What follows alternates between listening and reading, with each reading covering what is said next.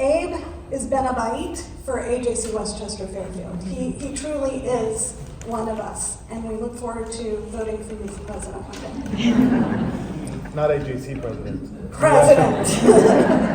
Or prime minister, whichever the case may be. Shai, I remember the first video where you stood up in front of a group of students at Columbia, and without concern for your own professional situation, without concern for anything else other than the truth, you stood up immediately after October 7th and the horrors of October 7th, and you said something very simple. Hineni, here I am.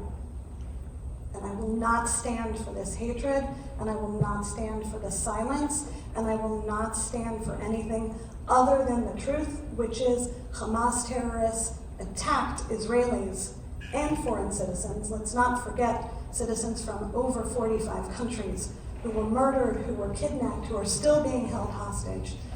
Thank you, both of you, for your moral courage, for standing with the truth, for standing on behalf not only of people in this room, but around the globe, for standing with our people and sharing what truth is. And let us all pray that we will be able to take these tags off with the immediate and safe return of every single Israeli that is continually being held hostage in Gaza as we speak. Amen. Amen. Can I just say one thing? And I say this I think I can project. I'm a professor. And I say this every time I speak to whatever group, and I can't speak for, moderator or co-panelists, but whatever I say, you can record me, you can quote me. I never hide my face behind a mask or a keffiyeh or anything. I think this is, when you speak the truth, you don't need to hide. And I'm actually asking you, I'm so privileged to have you all here, but there are people that probably wanted to be here and can't be here, people that are in other places. Share this with them as well. Feel free to speak. I'm speaking up, but not, I'm just one guy. We're all the shofar, right? So just, so feel free. You can always record me. You can always quote me on anything. Yes. And same here, and also please ask us tough questions because we're eager to answer them. So for both of you, how have the events of October 7th affected you on campus life? Abe, you're at Yale. Shai, you're at Columbia. What are you seeing and experiencing on campus? Yes, I'm trying to decide if I should use the microphone. I think you can all hear me. Yes. Okay. So where to start?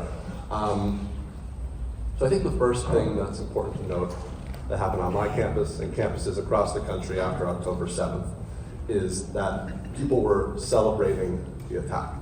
Not only were people failing to mourn the victims of the October 7th attack, they were celebrating what Hamas did, and that was shocking to me and many, many others. And what I came to see over the course of the days and weeks and months following October 7th was that there was a major problem happening on college campuses. It was manifesting as anti-Semitism, but it was part of something larger. And that something larger is that people were putting ideology, problematic ideology, over moral clarity and fact-finding and truth. Someone already said that truth is under threat, and that could not be more true on our college campuses today. People, students, professors are enthralled to ideologies, many of which have originated in anti-racist and anti-colonial thinking that have become highly problematic for seeking nuance and truth. Those kinds of ideologies, which are spreading rampantly on campuses, are especially problematic for Jews because they all say that either a group is oppressed or an oppressor. Either a group is successful or it is not. And Jews really break all the categories of these ideologies because we are both oppressed and hated, but we're also successful. Not just successful, disproportionately so. And it's the same with Israel, not only Jews in the diaspora. So I think that is a big part of why we're seeing such anti-Semitism on campuses. And I can speak more about the many specific incidents of hatred that have occurred on my campus and others since October 7th, but I think that's important framing to start this discussion. Excuse me, could you speak up just a tiny bit? Oh, yeah, 100%. Yeah. I am glad that you went first. I mean, I don't want to, I don't want to embarrass you, but there's all this talk about the horrible Gen Z and what we're seeing, and there should be more talk, but people are forgetting that there's also this other side of Gen Z, Generation Zionist, and there's a lot of darkness but a lot of light. So thank you. There's a lot of things to say about since October 7th, right, and about campuses, and I actually don't know where to start. But it all boils down to one thing. I'll tell you a little bit about myself. My dad's brother, so my uncle, is a what you would call an epicurus, right? Like he completely, rejects anything religious. My dad's sister is Chozeret B'Tshuva. She's very religious.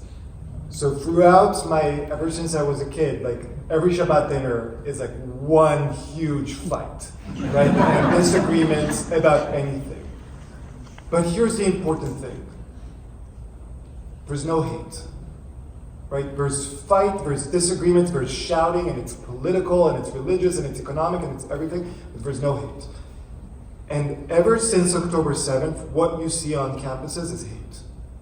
It's not an ideological difference. It's not a geopolitical conflict. It's hate. Everything else is just added. It's the way that they package it. But they started everything on October 8th.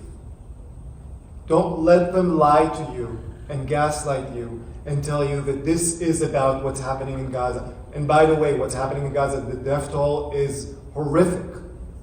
And we should all be feeling the pain, right? And making sure that we try to minimize it as much as possible. But what we're seeing on campus has nothing to do with that, right? What we're seeing on campus has nothing to do with who is in government in Israel. What we're seeing is hate. And it started on October 8th. So that's the important thing. And